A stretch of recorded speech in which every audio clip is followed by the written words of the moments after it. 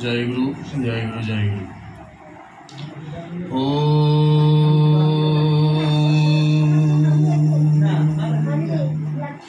मूकं करोति वाचालं पंगुं लंघयते गिरिं यत्कृपातमहं वन्दे परमानन्दमाधवम्।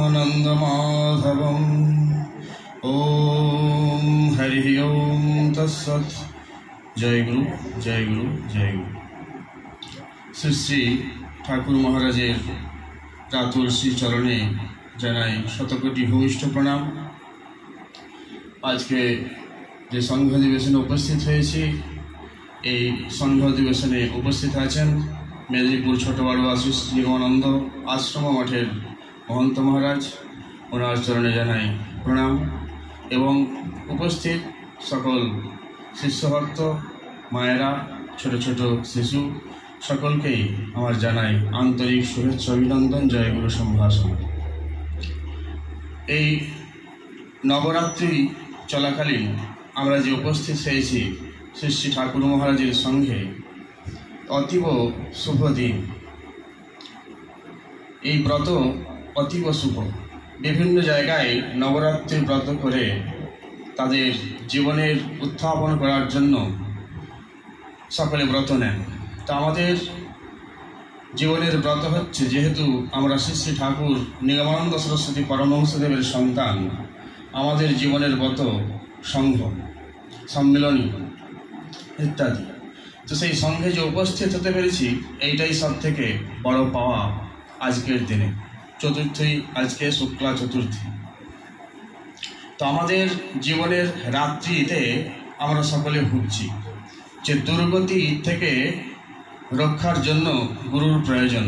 এই দেহরূপী দুর্গের মধ্যে যদি সেই দুর্গাকে আমরা জাগাতে পারি তাহলেই আমাদের মধ্যে যে আসুরিক শক্তি সেটার বিনাশ হবে।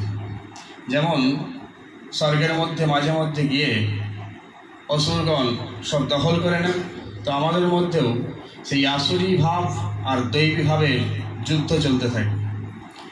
যখন আমাদের সেই দৈবী ভাবকে পরাজিত করে আসুরি ভাব দখল করে নেয় আমাদের মন বুদ্ধিকে, তখন আমরা মূঢ়াচ্ছন্ন হয়ে এই দেহটাকে আমি আমার বলে মেনে নিয়ে এই দেহের সাথে যে সম্বন্ধ সেইটার সাথেই সব কিছু চলতে থাকে। তো তার জন্য আমাদের দুঃখের সীমা পরিসীমা থাকে না। সেটার থেকেই জাগানোর জন্যই এই সদ্গুরু উনি বলছেন, আমি সেই জলপড়া নিয়ে আসছি, তোরা সেই আমার সন্তান। বলছে যে আগুনের সামনে ফন্ডি করে যদি অন্য কাষ্ঠ থাকে সে যেমন আগুন হয়ে ওঠে, তো আমার এই সঙ্গে আমার বাড়ির চিন্তন করতে করতে আমার এই গলা পচা শরীরটা চিন্তা করতে থাকিস, তোরাও সেই কাঁচা কাঠকে যেমন অগ্নির মধ্যে ফেলে দিলে সেও যেমন অগ্নিময় হয়ে ওঠে, তোরা শুধু সংঘ অধিবেশন আমার যে অভয় বাণী আমার যে লেখা বইগুলি এইগুলি শ্রদ্ধায় যদি করতে থাকা হয় আমরাও সেই অগ্নির সম হয়ে উঠব।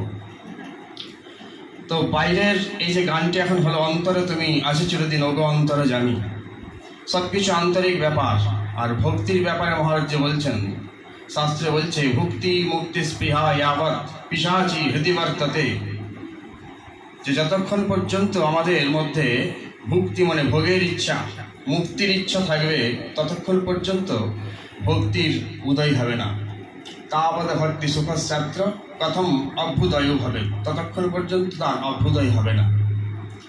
সেই জন্য সর্ব ইচ্ছাকে জলাঞ্জলি দিয়ে যদি আমরা সেইভাবে ভজনা করতে পারি, যেমন অসুরদের কাছে পরাজিত হয়ে দেবতারা ভগবানের শরণাপন্ন হন, আমরাও সেই গুরুর শরণাপন্ন হয়ে যে হে গুরু, আমাদের দেহ মন প্রাণ বুদ্ধি সব কিছু আসরিক ভাবে আমাদেরকে ঘিরে নিয়েছে, আমাকে সেই রকম উপদেশ দিন যার দ্বারা আমি সেইভাবে জীবনকে পরিচালিত করে সেইভাবে চলে আমি যেন সেই জয় করতে পারি আমি সেই রাজ্য। কিন্তু সেই রাজ্য জয় করেই সেখানে ভোগ সুখের মধ্যে আটকে গেলে হবে না। সেই তত্ত্ব জিজ্ঞাসা যদি না আসে, অর্থাৎ ব্রহ্ম জিজ্ঞাসা ব্রহ্মসূত্রে বলছে, সে আমাদের জীবনের জিজ্ঞাসা জাগতে হবে যে আমি কি কেন এলাম, কি আমার করণীয়। সেই জিজ্ঞাসা যখন জাগবে তখন গুরুর সেই কথা মতো উপদেশ মতো চলতে থাকলে, সেইভাবে জীবন চালাতে থাকলে, ব্যাস গুরু যা বলবেন সেইভাবেই যদি সব কিছু, ওনার বাণীটাই বেদ, ওনার বাণীটাই উপনিষদ, সব কিছু শাস্ত্র, এইভাবে যদি সমর্পণ হওয়া যায়, সমর্পণ সব থেকে বড় ভক্তি। সেই সমর্পিত যিনি হতে পেরেছেন তার মধ্যে সমস্ত ভক্তি, জ্ঞান, তত্ত্ব সব আপনা আপনি ফুটে উঠেছে।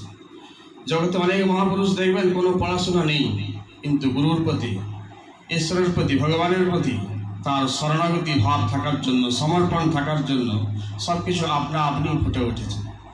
কবির কোনো রকম ক বয়েদের ঘরে ল লিখতেন, কিন্তু তার বাণীর উপর আজকে অনেকেই পিএইচডি করছে। তো সেই রকম এই অধ্যাত্ম তত্ত্ব বড় কঠিন।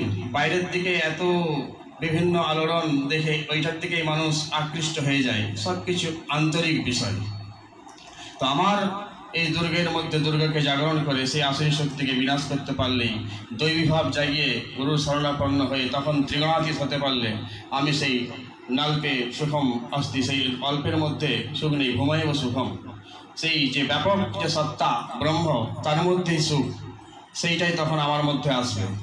ঋষিরাও বিবাহিত ছিলেন, একাধিক স্ত্রী ছিল, কিন্তু তাতেও তাদেরকে বন্ধনে রাখতে পারছে না, কারণ তাদের ভেতরের মধ্যে যে হাহাকার ছিল, তাদের ছিল আমাদেরকে সেই জ্ঞানরূপী পরম সম্পদ প্রাপ্ত করতে হবে।